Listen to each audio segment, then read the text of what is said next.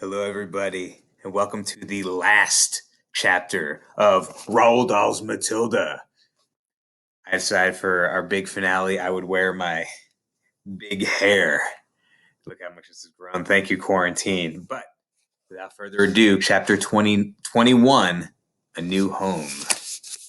Later that day, the news began to spread that the headmistress had recovered from her fainting fit and had then marched out of the school building tight-lipped and white in the face. The next morning, she did not turn up at school. At lunchtime, Mr. Trilby, the deputy head, telephoned her house to inquire if she was feeling unwell. There was no answer on the phone. When school was over, Mr.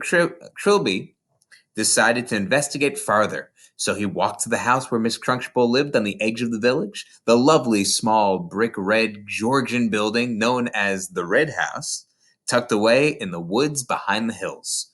He rang the bell. No answer. He knocked loudly. No answer. He called out, "Is anybody home?" No answer. He tried the door and to his surprise found it was unlocked. He went in. The house was silent and there was no one in it, and yet all the furniture was still in place. Mr. Trilby went upstairs to the main bedroom. Here also everything seemed to be normal until he started opening drawers and looking into the cupboards. There were no clothes or underclothes or shoes anywhere. They had all gone. "She's done a bunk," Mr. Trilby said to himself, and he went away to inform the school governors that the headmistress had apparently vanished. On the second morning, Miss Honey received by registered post a letter from a firm of local solicitors informing her that the last will and testament of her father, Dr. Honey, had suddenly and mysteriously turned up. The document revealed that ever since her father's death, Miss Honey had in fact been the rightful owner of a property on the edge of the village known as the Red House, which until recently had been occupied by Miss Agatha Trunchbull. The will also showed that her father's lifetime savings, which fortunately were still safely in the bank, had also been left to her. The solicitor's letter added that if Miss Honey would kindly call in the office as soon as possible, then the property and the money could be transferred into her name very rapidly.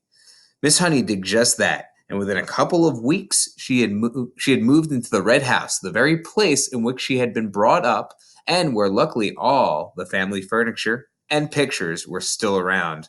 From then on, Matilda was a welcome visitor to the Red House every single evening after school, and a very close friendship began to develop between the teacher and the small child. Back at school, great changes were also taking place. As soon as it became clear that Miss Trunchbull had completely disappeared from the scene, the excellent Mr. Trilby was appointed head teacher in her place. And soon after that, Matilda was moved up into the top form where Miss Plimsoll quickly discovered this amazing child was every bit as bright as Miss Honey had said.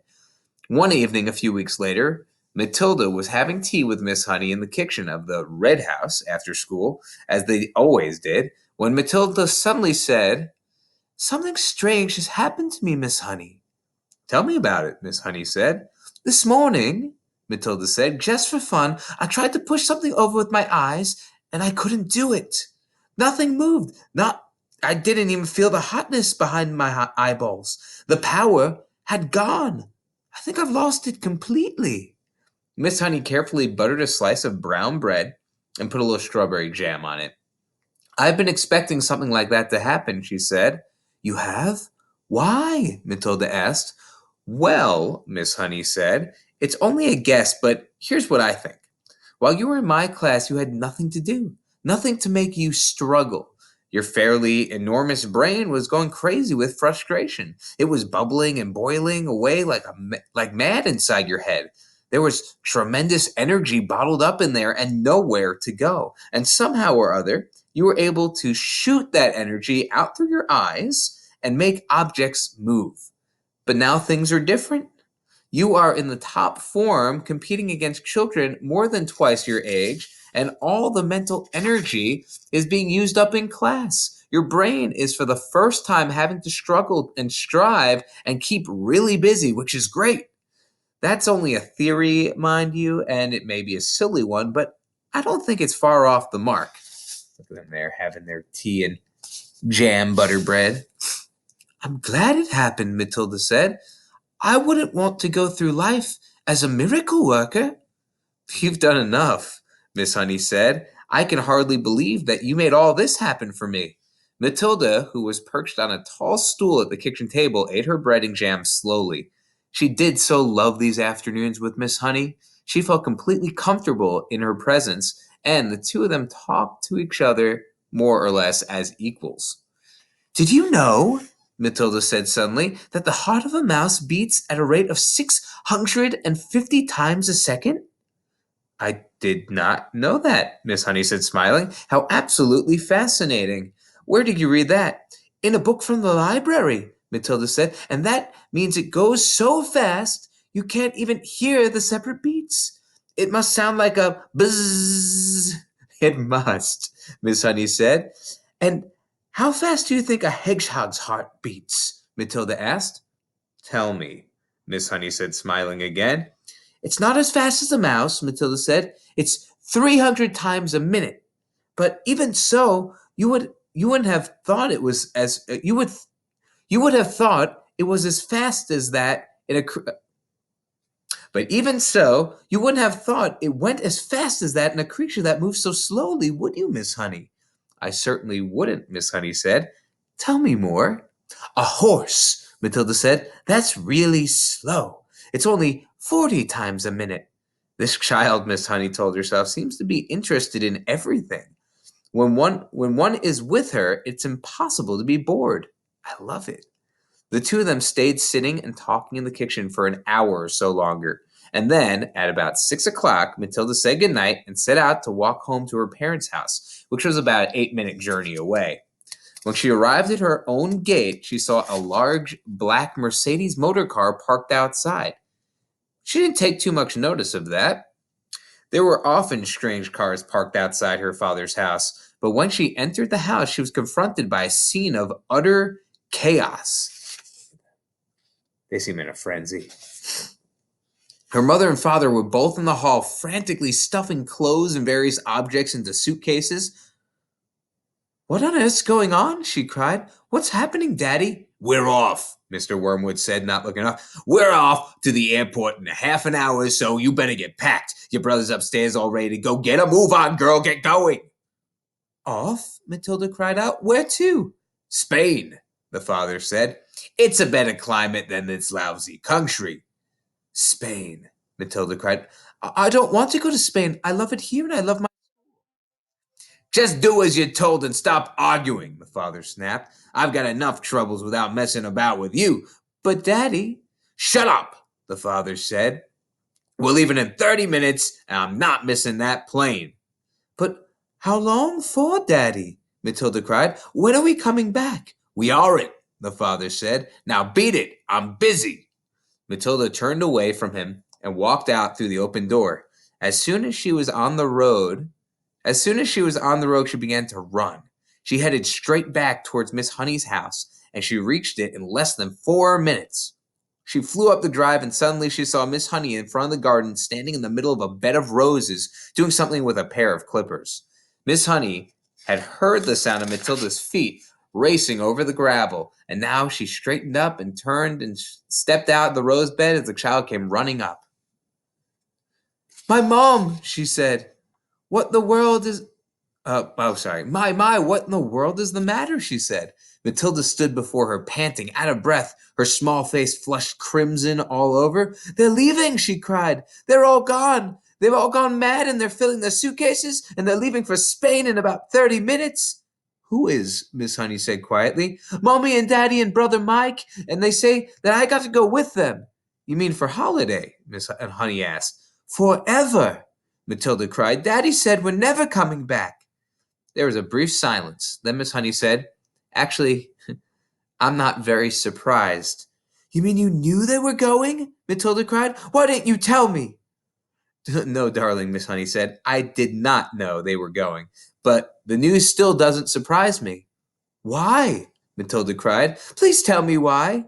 She was still out of breath from running from the shock of it all. Because your father, Miss Honey said, is in with a bunch of crooks. Everyone in the village knows that. My guess is that he is the receiver of stolen cars from all over the country. He's in it deep. Matilda stared at her open mouthed.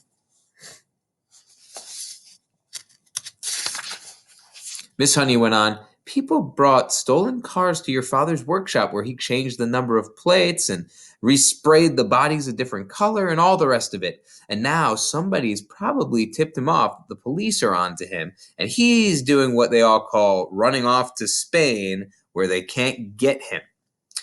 He'll have been sending his money out there for years, all ready and waiting for him to arrive.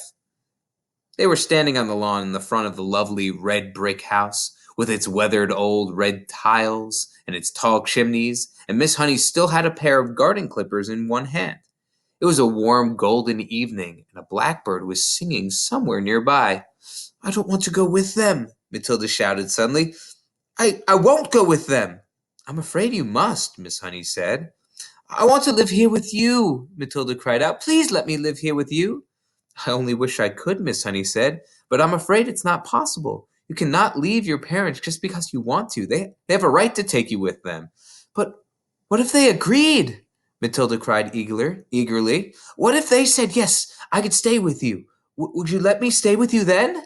Miss Honey said softly, yes, that would be heaven. Well, I think they might, Matilda cried. I honestly think they might. They don't actually care tuppence about me. Not so fast, Miss Honey said. We've got to move fast, Matilda cried. They're leaving any moment. Come on, she shouted, grabbing Miss Honey's hand. Please, come with me and ask them. But we'll have to hurry. We'll have to run. There they go, running. They're off. The next moment, the two of them were running down the drive together and then out onto the road, and Matilda was ahead, pulling Miss Honey after her by the waist. By the wrist. And it was wild and wonderful dash that they made all along the country lane and through the village to the house where Matilda's parents lived. The big black Mercedes was still outside, and now its boot and all of its doors were open, and Mr. and Mrs. Wormwood and brother were scurrying around like ants, piling in suitcases as Matilda and Miss Honey came dashing up. Daddy and Mommy, Matilda burst out, gasping for breath. I don't want to go with you. I want to stay here and live with Miss Honey. And she says that I can, but only if you give me permission. Please say yes. Go on, Daddy. Daddy, say yes, yes, yes, please, Mommy. The father turned and looked at Miss Honey. You're that teacher woman who once came here to see me, aren't you? He said. Then he went back to stowing the suitcases into the car. His wife said to him, This one'll have to go on the back seat. There's no more room in the boot. I would love to have Matilda, Miss Honey said. I would look after her with loving care, Mr. Wormwood, and I would pay for everything. She wouldn't cost you a penny. But it was not my idea. It's Matilda's, and I will not agree to take her without your full and willing consent. Come on, Harry, the mother said, pushing the suitcase into the back seat. Why don't we let her go if that's where she wants to be? It's one less to look after. I'm in a hurry, the father said. Look at that. Piling into the car. I've got a plane to catch. If she wants to stay, let her stay. It's fine with me. Matilda leapt into Miss Honey's arms and hugged her, and Miss Honey hugged her back. And then the mother and father and brother were inside the car. The car was pulling away with the tires screaming. The brother gave a wave through the rear window, but the other two didn't look back. Miss Honey was still hugging the tiny girl in her arms, and neither of them said a word as they stood there watching the big black car tearing round the corner at the end of the road and disappearing forever into the distance. The end. I hope everybody enjoyed Roald Dahl's Matilda.